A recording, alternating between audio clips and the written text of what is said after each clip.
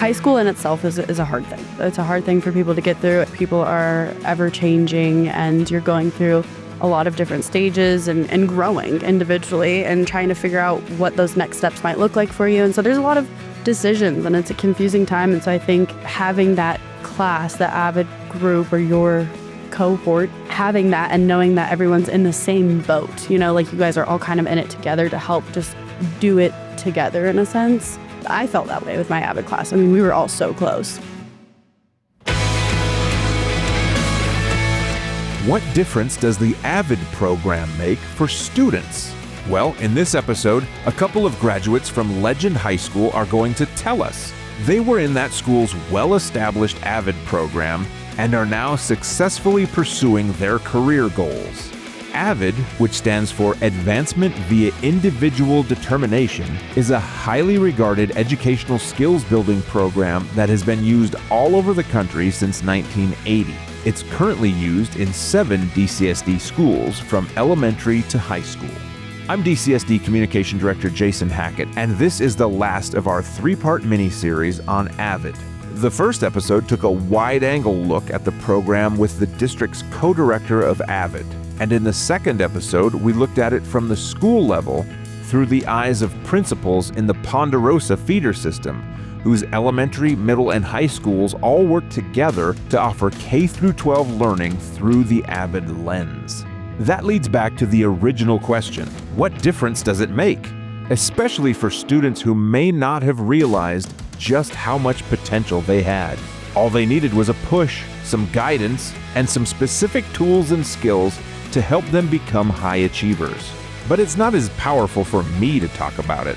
Let's hear from the graduates who lived it and continue to live it.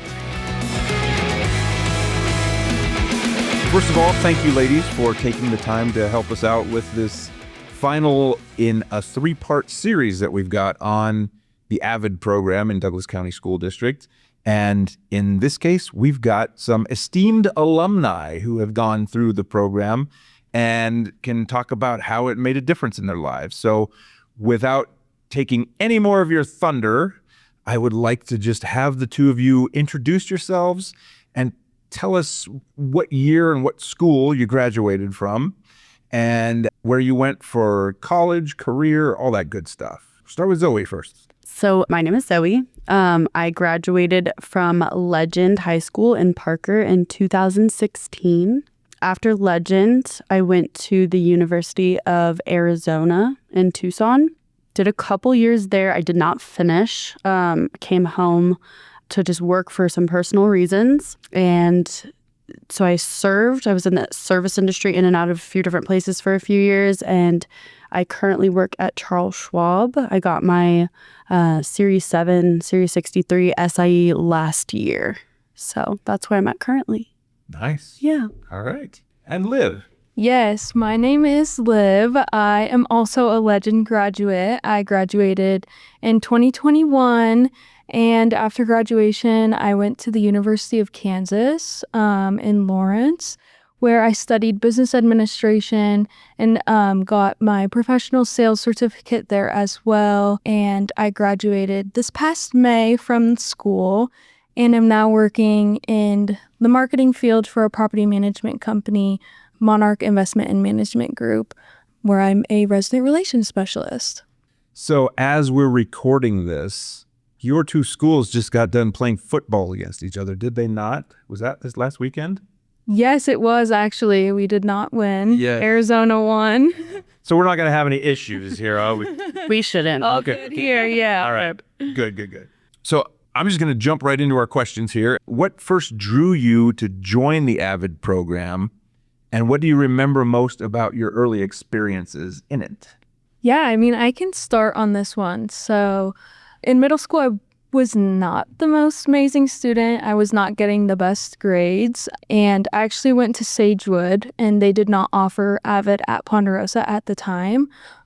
So my mom introduced me to AVID, and I applied and did the whole video interview thing and ended up getting accepted into AVID and enrolled at Legend.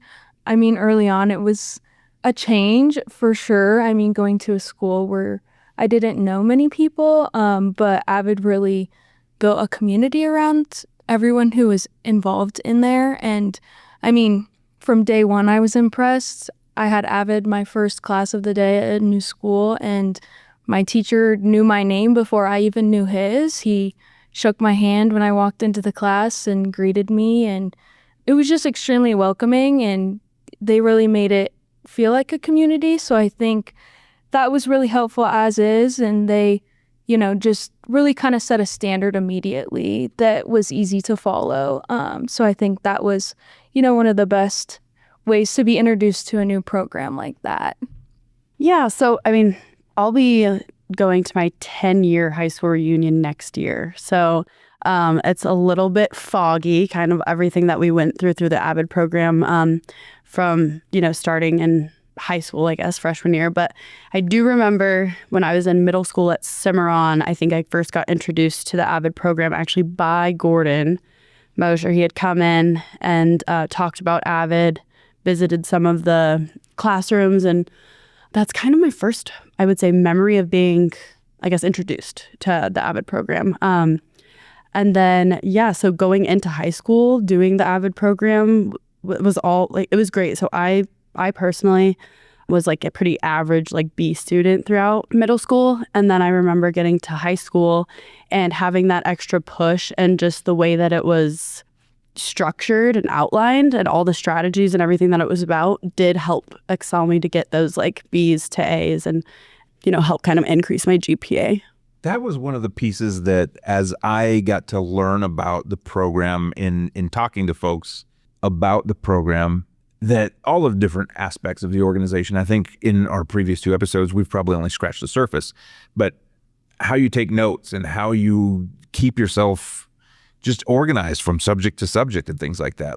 Even now, if somebody looked at the notebook that I use when I'm taking notes here at work, it's the diary of a madman is what it looks like. Whereas looking at Cornell notes, oh, holy cow, it not only helps you as you're taking the notes, but also to be able to refer back to it when you're studying and bringing it back. And it becomes a bit of a reference guide all on its own, if I'm remembering right. So last year, having to go through all the FINRA licensing for a client service specialist, so I'm able to place trades and different things in accounts at Charles Schwab. So you have to have specific licenses for that. And so doing all those 3 tests and going back to taking tests and doing the testing and note taking and reading books, super thick, it was kind of fun actually to go back and be draw my lines and ask the questions on the left side and, have it kind of categorized and then have the note taking on the right side. And so I've always stuck with that note taking. I love that. I love it. And same with marking the text, highlighting, interacting with the messages, the text, what things are saying. And so I still use that to this day. Yeah, I think you definitely learn how to, dive deeper into not only what you're reading on paper, but really pull from it and find those areas where you're wow, that really makes sense. And I want to go back to that. And with annotating your notes, you're able to pull things initially that you want to remember. And then when you go back to refer, when you're studying for an exam and you have 6 chapters you have to be studying for, and that's a lot to go back and remember. But when you annotate those notes, you're able to find those areas where that's important and I need to write that down again and, just remember it. And so I think the annotating in Cornell notes that you do in high school and throughout AVID is extremely beneficial, even when you're not in AVID and when you move past it. When they say it's giving you life skills, it really truly is. I mean, if you're still using it and it still makes a difference for you, then that's incredible. When you were taking those classes, however far back you can remember, did that stick with you as far as I am going to use this? Or was it more of I'm just learning how to do this for this class? And how did it translate for you? When I went to college, AVID really helped set me up to get into college. And then I was kind of stuck when I got to college because I didn't have that support of AVID. But I I actually did. I just didn't realize it. I had the tools in my toolbox. I just needed to pull from it. And so when I went back my second semester freshman year of college, I actually brought my Avid binder back with me because I was getting so unorganized and I didn't know how to not use an Avid binder.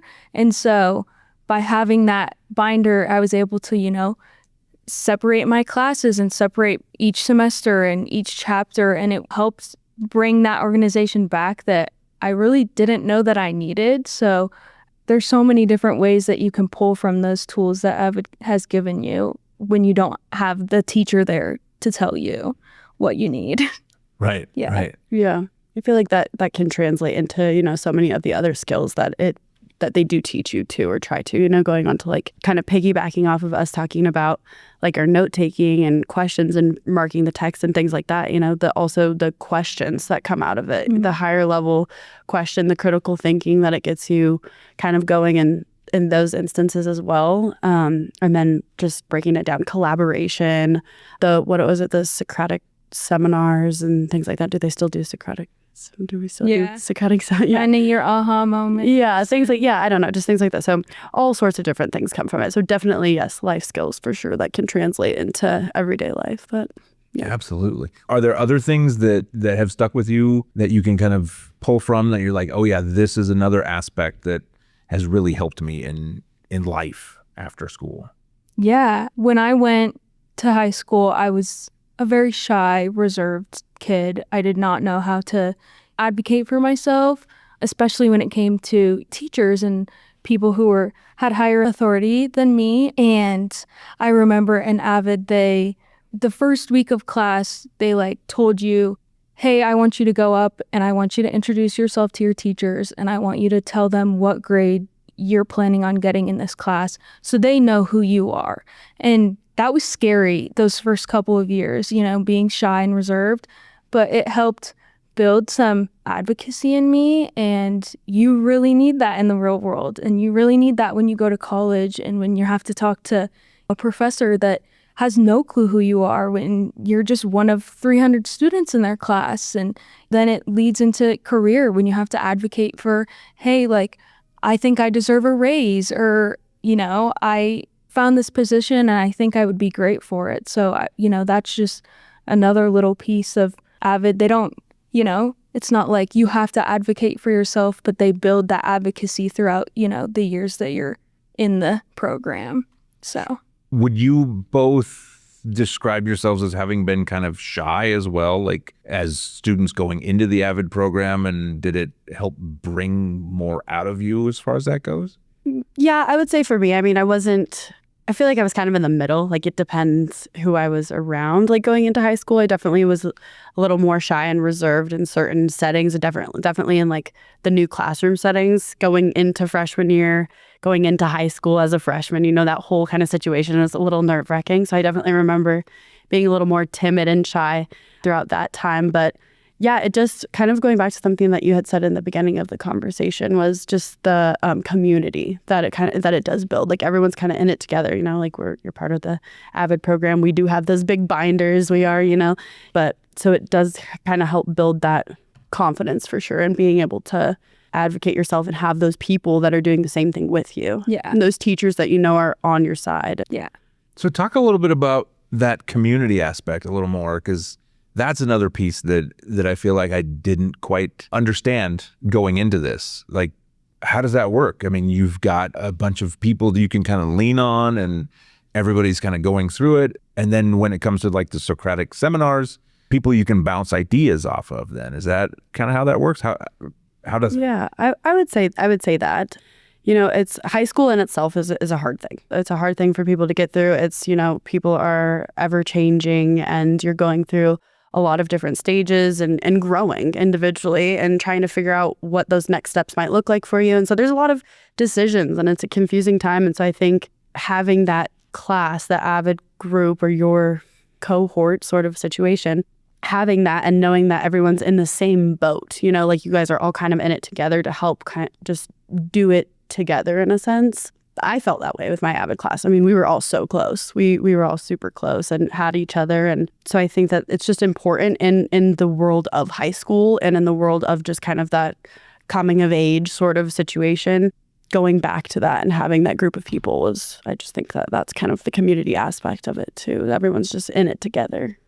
Yeah, I totally agree. And you start with this group of people day one, freshman year of high school, and you're graduating with them. And, you're there every step of the way. You're going to have the same people in your classes, and you're going to, share that same experience with those teachers. And I think another thing that helps build that community is when you do have those breakout groups, because you're standing in front of that group of people and you're saying, hey, I need help. Like, I don't know how to do this. And that builds a sense of trust. And you do that for 4 years or longer if you're doing it in elementary school or middle school, and continue to do it throughout high school. That's what builds the community. And I think it's not only the students, but it's also the teachers that help instill that spirit of community. Like teaching you that vulnerability is okay, to be vulnerable in the sense of, I don't know this, or I need help with this. And it kind of, that whole structure is like, okay, this is what we're working on together, and you have other people to support you. And I think that, it is hard for people to be vulnerable and admit to certain things or acknowledge like, hey, maybe I don't know this as much as my peer next to me does in this class. But then you can go and unpack it with someone else in AVID and teach each other, help each other, bounce off of each other. Yeah. That was actually going to be my next question about that, kind of as a follow-up, the vulnerability piece, because that doesn't come easily to high school kids. Like everybody's got to have that little bit of a wall up to survive maybe a little bit, right? Yeah. And to have people that you can be vulnerable with and say, I don't know all the answers, or I've got questions about this, I don't quite understand this, help me out. And then learning how to lean on other people and accept their strengths to help you all get better. How have you seen that translate post-high school into college, into careers and things like that? It's different because you're not standing in front of a group of people saying like, hey, I need help. That group of people is now strangers. They're not people that you know. So it helps you understand that it's okay. Like everyone needs help. Like we're all human. And especially like within college, going to office hours and asking the TAs, hey, I don't understand this. That's something that may be harder for other students who haven't gone through the AVID program and have been taught it's okay to ask for help. Not everyone has the answer. That's normal. It wouldn't be school if you didn't have questions. So I think that's a huge way that ability to be vulnerable has played a role post-graduation. I don't even know what, I was scrolling through social media last night and I saw something where it was just a random post. I don't know why it came up, but it was somebody talking about going through a gifted program and asking if anybody else had trouble, because going through gifted or being identified as gifted, I can't remember how they worded it, but they were like saying that, did anybody else have trouble assuming that you were supposed to know everything because you were quote unquote gifted, and then when you didn't, you just didn't try that thing? For somebody to, I guess, be in that position and to feel like, if I don't know it, I'm just not going to do it, versus what AVID has helped you to understand, if I don't know it, I'm going to get some help. Right. Asking questions, like not being afraid to ask the questions. And echoing what Liv was saying is, just being confident and okay, like knowing that it's okay to ask the questions and not letting that limit yourself, not knowing something, like I just think the way that society is today, like you have to ask the questions. You got to ask the questions to get to where you want to go, or to get the answer that you want to find, instead of letting that be like your stopping point. That is sad that is the way that some might think about it, when they hit a hard point in life, that you stop and that, you don't feel like you're good enough or able to search out the answers. I think that having that like determination or being motivated enough to get to that point and ask those hard questions or work your way up, whether that be in college, getting through a class, or, trying to climb the ladder at your career, or whatever you're doing, just trying to, knowing that it's okay. Yeah, like resilience. I guess that's what I'm hearing from you is learning resilience and how to say, I'm going to figure this out, versus for somebody who everything comes to them super easy and they're just like, well, if it doesn't, well, too bad, I'm not doing that. Like that hurts them a lot, versus going through a program like this where you're like, no, I'm going to learn how to do this and I'm going to be resilient. And it's okay to not know all the answers, because who does know all the answers to everything, right? Mm-hmm. And to just say, all right, I'm going to figure this out. And then seeing it and hearing it where it's like it's helped you throughout life so far and to keep going.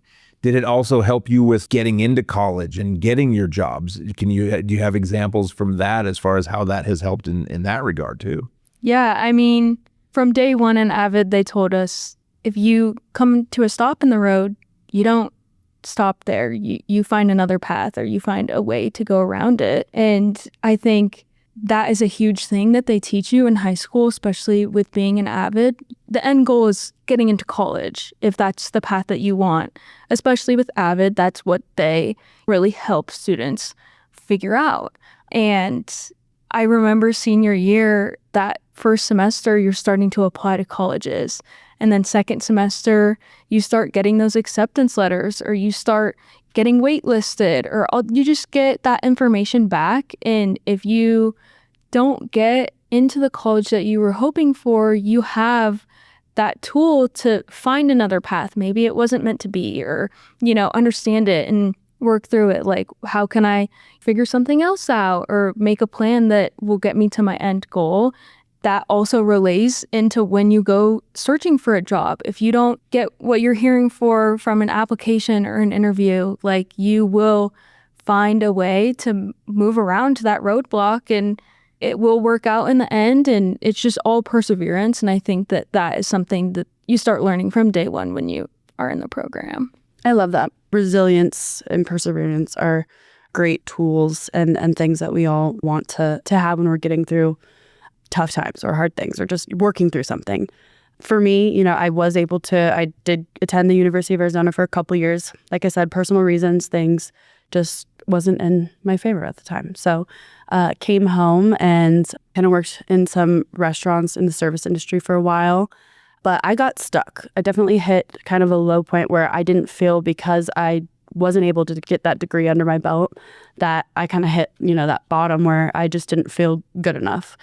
And I think over, a period of time, it was being resilient and persevering through those hard times, and knowing, like, getting myself back up on my feet and applying and getting that job at Charles Schwab, which has been my first job outside of the service industry, and being able to kind of make my mark there and continue to grow there has been really just awesome for me, I guess, and beneficial. Like, it's a cool thing just to really hone in on the resiliency and the perseverance and getting through things, tough times. So, well, yeah, and perseverance and resilience, it doesn't have to be something like so big. It can be something little, like working on yourself to eventually get to that point. It doesn't have to be some crazy big thing that you're overcoming. It teaches you how to overcome some things that aren't pointed out or extremely obvious to you, but then you can look back and be like, I overcame that, and it was actually really hard, but I didn't see it at that time until now. Exactly. But yeah, exactly. It's a good perspective on things then too. It is not lost on me that here you are, both people who graduated within the last 10 years, and you're working in fields that you want to work in and succeeding. And there's a lot of people, college degree or not, that are just like, I have no idea where I'm going and I can't find the right job and I'm stuck.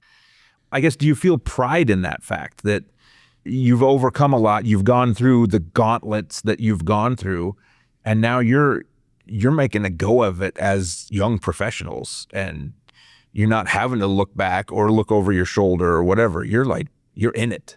Yeah, I mean, I definitely take pride in where I'm at right now and just continuing to learn every day and grow every day. It's always hard getting down into a slump like that and not, knowing or feeling a sense of direction.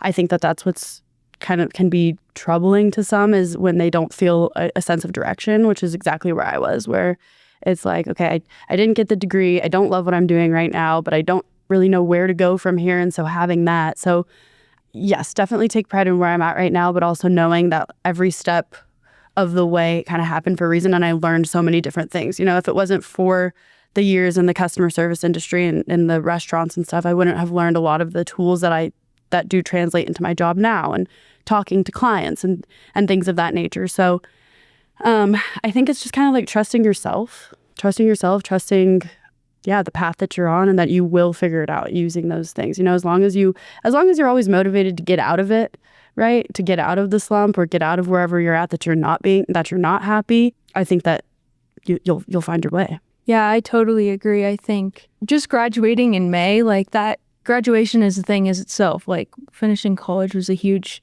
huge goal of mine.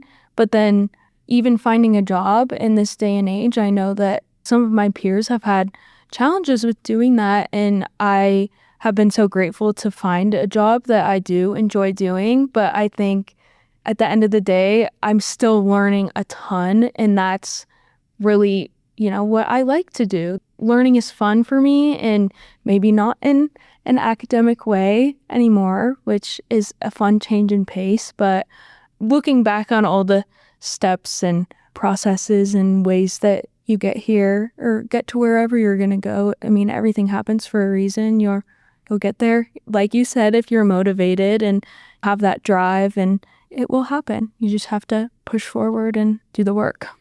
Yeah, definitely difference between, having things just handed, to you. Like nothing's going to really fall in your lap necessarily. Just working towards those things and keeping that positive outlook. Yeah. Do you feel like some of AVID just helped ingrain that work ethic in you as well? For sure. Mm-hmm. I mean, some of AVID was really fun. Like you would do fun projects and there was a lot of fun in it. But within that fun, they still gave you work, and like you had to do the work to get there. I mean, I remember like if your binder was not organized, they would hold it up, and if paper was falling out, you weren't going to get the best grade. But it wasn't labeled as failure. It was just like there's always room for improvement. And I think that's something that has definitely led on, is like you can always improve. There's never, like I said, a stopping point. There's always room for growth. And I think that is something that obviously carries on throughout the end of AVID.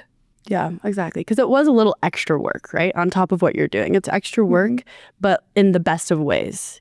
Yeah, it instills that good work ethic that if you put like a little bit extra into organizing, into doing the extra work while you're reading or studying, and just putting in that little extra oomph into those sorts of things, that it does help. At the end of the day, you're going to get a good outcome. It's not going to hurt you. Yeah. It's definitely more a positive, helpful thing. Just kind of swallowing that it's just a little extra now, but huge benefits at the end. For sure. If I think 10,000 years ago to when I was in high school, there were so many opportunities to just slack off and just be like, I'm not going to do that. Just hearing you and hearing from the other people we've talked to, it strikes me that it's about work ethic, perseverance, organization, resilience, and just overall preparation for life. What else am I missing? What else did it equip you with? All of those things and more. I mean, yeah, collaborating was good. Did we say organization? I think you mentioned that one. Advocating. Yeah, advocating. Sure. Yeah, I mean, I think it helps with public speaking a lot. That can kind of go a little bit hand in hand with advocating, because you're having to like put yourself out there a little bit. But you would have to get up and, do a presentation on, it may be the most random thing ever, but you're still having to get up in class and talk to a group of people. And you're doing that in a smaller way when you do those breakout groups and ask for help. So I think it helps with being able to talk to other people and not being so nervous about it, getting those jitters out in high school and then setting you up for success in the real world. I heard this a long time ago that people are more afraid of public speaking than they are of like contracting a terminal illness or something like that. They would rather anything but speak in public. Mm-hmm. And here the two of you are coming into this completely unknown arena and talking to the school district people about what you did X number of years ago. So, I mean, that says a lot right there, right? Yeah. That's amazing. What would you give as advice for somebody who's in 7th or 8th grade and thinking about like, maybe I want to go down the AVID route, and they have the option at their school? What would you say to encourage them? I would say trying new things never hurts. You're never going to know if you don't try something. Yes, it may be a little bit of extra work, but in the end, you're going to succeed. That's what they really help set you up for, is success, and they will help pave the way. Some of my favorite teachers ever are AVID teachers. They've been mentors, and that's something that you may get if you're not in the program. You may find those mentors. I mean, you'll find them anywhere. But it's kind of hard to in high school because you're changing teachers so often. But these AVID teachers are there all 4 years. They know your name. They're not going away. So I would say try it. It doesn't hurt. It's worth it in the end. And, if you're nervous about the whole college application piece and eventually getting to college, because that's what high school does help set you up for, AVID is the best place to do that because they really help walk you through it and teach you those skills that they don't teach you when you get to college or when you get to the real world or get into a job. Those are not going to be laid out for you, and they are when you are in the AVID program. So I think that is a huge motivator to join. My advice is to just do it.